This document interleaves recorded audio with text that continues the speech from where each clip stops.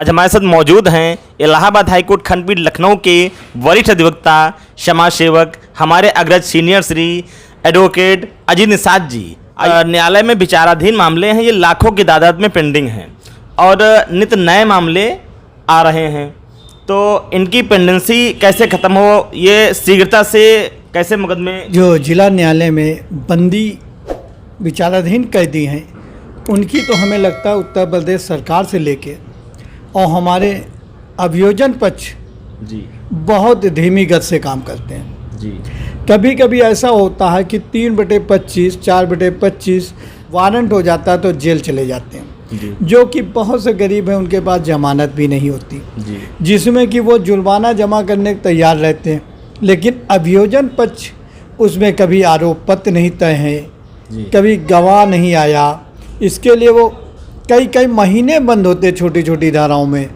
तो हमारा ये कहना है उत्तर प्रदेश सरकार और अभियोजन पक्ष से कि जो विचाराधीन बंदी हैं, इनके जो है पत्रावली का अनुसरण एवं जो भी कार्रवाई हो निष्पक्ष और सीख से सीख कराई जाए। जैसे कभी कभी होता 323, 504, 506 में जेल में मुलजिम वारंट में जेल चला जाता, 2007 की फाइलें हैं और 21 में पकड़ के आता है जी। और उसके पास जमानतगीर नहीं होते हैं, या उसके पास गवाह साक्षी नहीं होते, या वो भूल जाता है कि 5-5 साल बाद कोरोना के बाद ये जाने। तो हमारा कहना इनकी पत्रावलियों का निस्तारण कर दिया जाए, अगर उसको सज़ा होती तो अपील करे, इसकी एक समय सीमा निर्धारित कर दी जाए। हमारा यही कहना, तभी बंदी जितने भी हैं विचाराधीन कैदी, तभी उनके साथ न्याय होगा। लंबे अरसे से जो जेल में कैदी हैं, जिनका एक तरीके से कहा जाए कोई वारसी नहीं होता है, उनकी कोई पैरवी करने वाला नहीं होता है, तो इसके लिए सरकार क्या कदम उठाती है और उनके क्या अधिकार हैं? इसके लिए हमारे उत्तर प्रदेश सरकार जो है न्याय मित्र जी देती है, जो कि उनका भी कार्य बहुत धीमा रहता है, क्योंकि अभियोजन पक्ष जो है उनको समय पे ना साक्षी बुला पाता है जी। और ना ही उनकी फाइलों पे पत्रावली पे कार्रवाई हो पाती, क्योंकि 300-250 मुलजिम रोज़ रहते हैं, जो कि हर कोर्ट में तय पेशी करानी रहती है।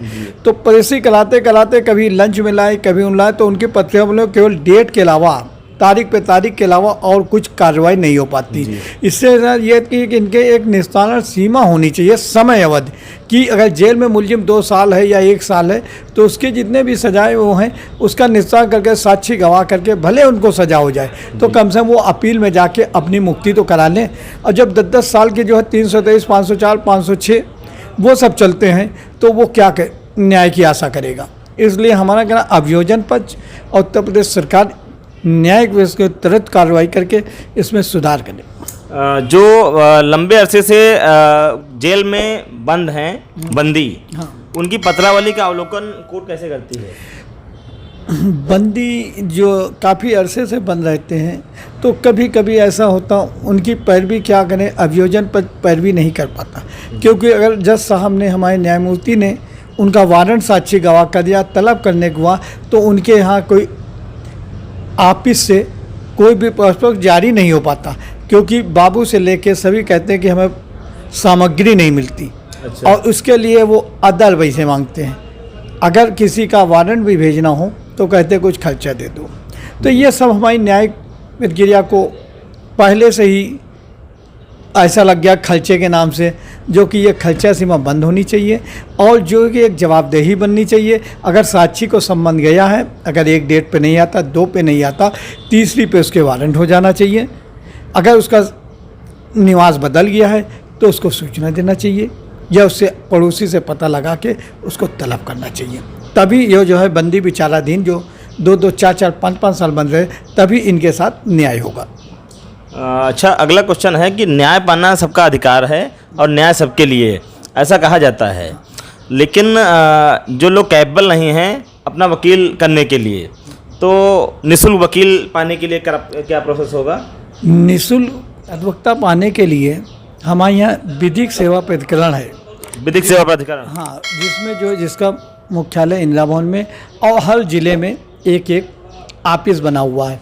उसके साथ ये होता कि जब पत्र जेल मुलजिम आता है तो उससे अगर उसके पास वकील नहीं होता, जज साहब को एक एप्लीकेशन दी जाती है, या मौखिक कहा जाता है, या अभियोजन पर उसमें पैरवी करके सरकारी वकील दिलाता है, लेकिन सरकारी वकील भी उतनी तरीके से पैरवी नहीं कर पाता कि समय समय पे कर, क्योंकि जो बेचारा दिन बंदी जेल में होता है तो वो पत्रावली का खर्चा ऑफिस में नहीं दे पाता, कि अगर साक्षी को बुलाया तो उसका संबंध समय पे नहीं जाता। ये सब बहुत सी कमियां हैं जिन दूर करने की ज़रूरत है। जो निःशुल्क अधिवक्ता मिलता है तो जो मुलजिम है उनके लिए कोई क्राइटेरिया है कि किसको मिलेगा, या कोई भी जो मुलजिम है उसको मिल सकता है? नहीं, कोई भी मांग सकता है। कोई भी मांग सकता है। ये क्राइटेरिया नहीं है कि आप गरीबी रेखा से गरीबी नीचे रेखा हो, या ऐसा कुछ या नहीं। फिर आप जो है बेसहारा हो तभी कोई मिलेगा। ऐसा कुछ नहीं, सबको मिल सकता है। अच्छा, अभी जो पेंडेंसी की बात हम लोग कर रहे थे तो पेंडेंसी से याद आया कि जो लोक अदालत है, तो लोक अदालत के मामले से भी समझौता करके अपराध को शीघ्रता से निस्तारण करने का प्रयास कहीं ना कहीं, तो लोक अदालत के बारे में थोड़ा सा बता दीजिए। लोक अदालत में अगर देखा जाए तो हमें लगता आज के समय में 323, 504, 506 2-2 साल से बंद उनका निस्तारण नहीं था। 401 का एक मुलजिम हमारे लखनऊ के ACGM AP से बंद है, जो कि 4 साल हो गए वारंट में गया था, जो कि आज तक उसका लोक अदालत में भी निस्तारण नहीं हुआ, ना ही न्यायिक में भी निस्तारण हुआ। तो इससे अच्छा ये होता कि लोक अदालत में तो हमें लगता है जितने भी है वह छोटे मोटे मसले जैसे चालान हैं, 323, 500 FR स्वीकृत है, यही सब करके कोटा पूरा किया जाता है। फाइलों का पत्रावलियों का निस्तारण नहीं होता है, जो कि पत्रावली को लोग निस्तारण कराना चाहते हैं। 94 की फाइल है, 2000 की फाइलें हैं, ये सब काफ़ी पेंडिंग है लखनऊ के न्यायालयों में, उसकी कोई वो नहीं है। 94 में कई मुलजिम अभियुक्त मर गए, कई साक्षी मर गए, लेकिन उसको अभी डेट पे डेट चल रही है।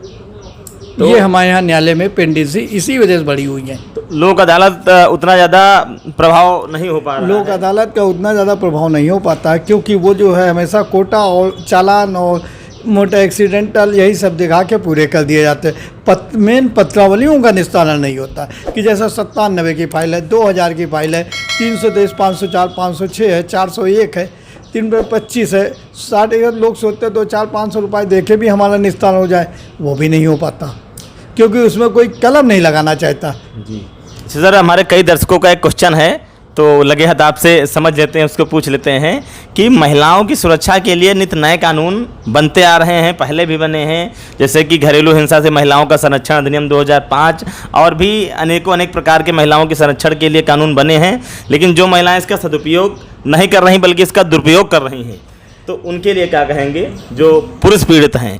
क्योंकि कहा जाता है कि हर एक नारी बेचारी नहीं होती, तो पुरुष अपना बचाव कैसे करें जब कोई नारी जब इन कानूनों का जब दुरुपयोग करती है? इस पर क्या राय है आपकी? देखिए, घरेलू हिंसा हो या 125 हो, इस पे तो खैर इस समय बहुत ज़्यादा है कि बड़े स्तर पर इसका दुरुपयोग हो रहा है, जिससे जो है उत्पीड़न ज़्यादा शुरू हो गया है, क्योंकि 125 ब्लैकमेलिंग हो रही है। ब्लैकमेलिंग 125 में ये होता है कि जब पहले तो कहते पति हमारा डॉक्टर है, उसके बाद जब होता तो पति के पास उतना पैसा भी नहीं होता, कहते 60,000 रुपये महीना कमाता है, उसके इतने आरोप लगाते जो कि सत्य कोई नहीं होते। अभी एक हमारे पास 2004 की पत्रावली है 125 की, सरकारी कर्मचारी है कि वो अवैध उगाही करता है, अवैध वो करता है, अवैध उगाही करता है, उगाही करता है, इसकी इनकम 80,000 है, जो कि तनख्वाह उसकी 30,000 है।